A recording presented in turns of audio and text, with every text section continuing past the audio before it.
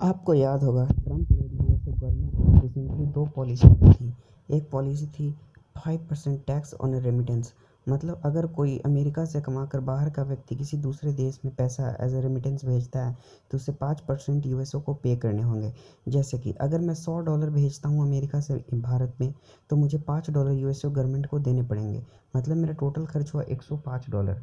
और ऐसे ही एक दूसरी पॉलिसी थी आईसीई की, और दूसरी पॉलिसी थी आईसीई की, इमिग्रेशन कस्टम इन्फोर्समेंट। ट्रंप ने कहा था कि वो जैसे ही इलेक्शन जीतते हैं इलीगल इमिग्रेंट को यूएसए से बाहर निकालेंगे, और इसके लिए उन्होंने जीतने के बाद आईसीई इमिग्रेशन कस्टम इन्फोर्समेंट एक टीम बनाई थी जो कि इलीगल इमिग्रेंट्स को फाइंड आउट करके बाहर का रास्ता दिखाती थी। नाउ ये दोनों लॉ बहुत बड़ी जनसंख्या को, पॉपुलेशन को यूएसए में टारगेट करके बनाई गई थी। ये जो 5% टैरिफ का लॉ था, जो कि फर्स्ट लॉ था, वो मतलब कि सब पे लागू होता था जो इलीगल है या फिर लीगली रह रहा है। अगर आप पैसा बाहर भेज रहे हैं, रेमिटांस भेज रहे हैं, तो आपको 5% टैक्स देना। लेकिन ये जो सेकंड लॉ है ये सिर्फ कुछ पे ही लागू होता है, जैसे कि जो बस इलीगली रह रहे हैं, जैसे कि इसमें इलीगली इंडियंस जो कि डोंकी मार के बाहर जाते हैं यूएसए में, वो भी शामिल हैं, और इसमें इलीगली मैक्सिकन्स भी शामिल हैं। एट शॉर्ट, जो भी इलीगली रह रहा है यूएसए में वो सारे पे आईसीई का कहर है।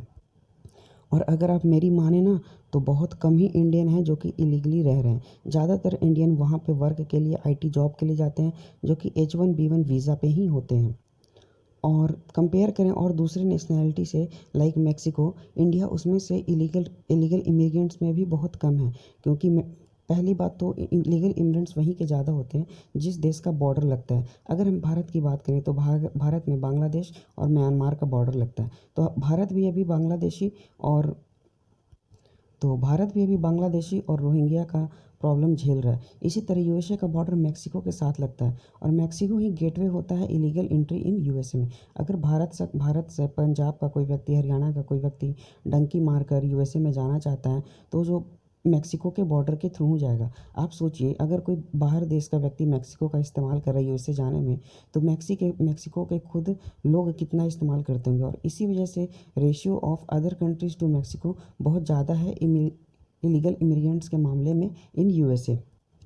और अगर आप देखें ना तो ये जो लॉस एंजल्स सिटी है ना, इसे सेंचुरी सिटी कहा जाता है।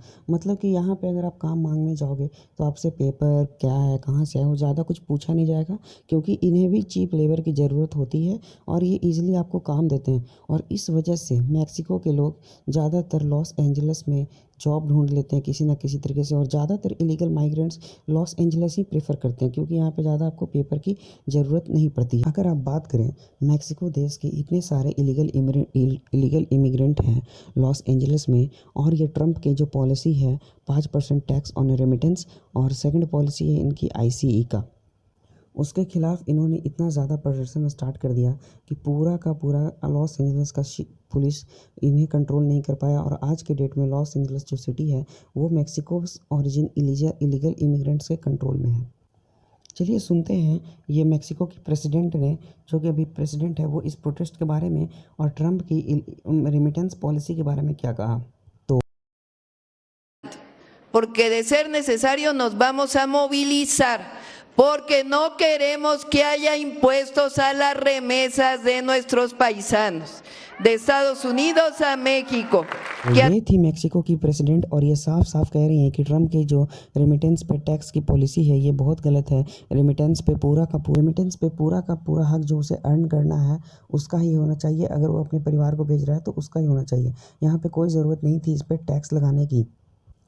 और ऐसा नहीं है कि ये रेमिटेंस की पॉलिसी सिर्फ मैक्सिको ओरिजिन के पीपल को ही हर्ट कर रहे हैं और वो इतना प्रोटेस्ट कर रहे हैं। ये पॉलिसी इंडियंस में जो वहाँ रहते हैं उनको भी हर्ट कर रही है। बट एज ए इंडियन मैं यहाँ पे मानता हूँ कि हम लोग हमेशा से ये सब कार जलाना, ये करना, सिटी पे बिल्कुल ही न्यूसेंस क्रिएट कर देना, इस पर बिलीव नहीं करते हैं, और फोकस रहकर हम लोग आगे बढ़ने की कोशिश करते हैं।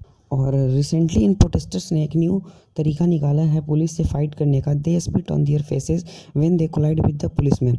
जब भी वो पुलिस के नज़दीक जाते हैं तो उनके फेसेस पे स्पिट कर देते हैं, और इसको लेकर डोनाल्ड ट्रंप की भी प्रतिक्रिया आई है, हम उसके सुनते हैं।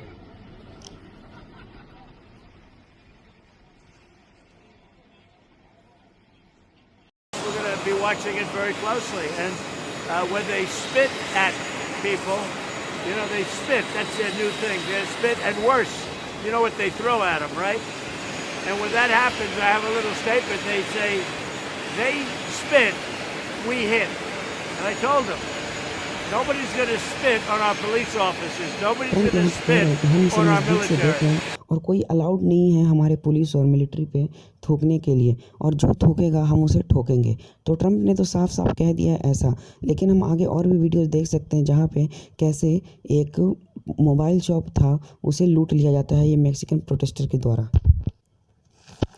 और ये यहाँ पे एक और वीडियो है जहाँ पे एक प्रोटेस्टर 3 पुलिसमैन को हिट कर देता है, जिनमें से एक लड़के भी हैं, और वो कैसे हिट करके रोड के अपोजिट साइड से भाग जाता है। और ऐसे भी वीडियोस बहुत सारे आ रहे हैं, खासकर यूएसए लॉस एंजल्स से।